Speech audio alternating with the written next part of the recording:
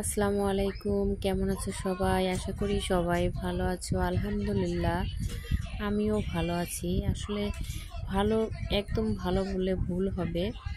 আসলে আমি একটু অসুস্থ, একটু না ভালোই অসুস্থ। রাতের বেলা প্রায় 3-4 দিন থেকে রাতের বেলা কেন জানি নিঃশ্বাসটা বন্ধ হয়ে যায়। দিনের বেলাও থাকে কিন্তু একটু কম। ওষুধ খাচ্ছি, একটু সুস্থ। দোয়া করিও সবাই আমার এই সমস্যাটা যেন তাড়াতাড়ি ভালো হয়ে যায়। জানি না আসলে এটা কি সমস্যা, ডাক্তার ওষুধ দিছে এতটুকুই, শুনি নেই আসলে এটা কি কারণে হয়ে থাকে।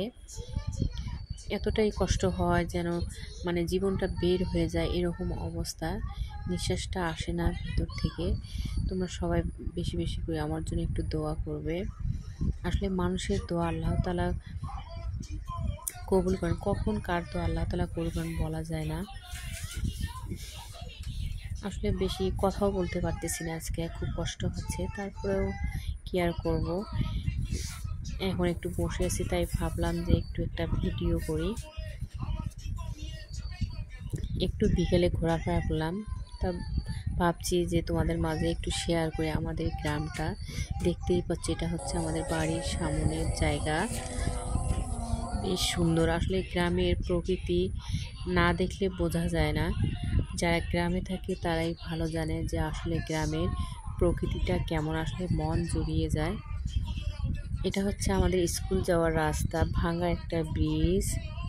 রাহা দেখো, এটা আরেকটি রাস্তা আমাদের বাড়ি থেকে একটু দূরে। এটাও হচ্ছে আমাদের বাড়ির সামনে, গাছপালা বেশ ভালোই লাগে। যাদের বাড়ি গ্রামে, যারা দেখতেছো এই ভিডিওটা, তারা জানো যে আসলে গ্রামের সৌন্দর্যটা এরকমই হয়।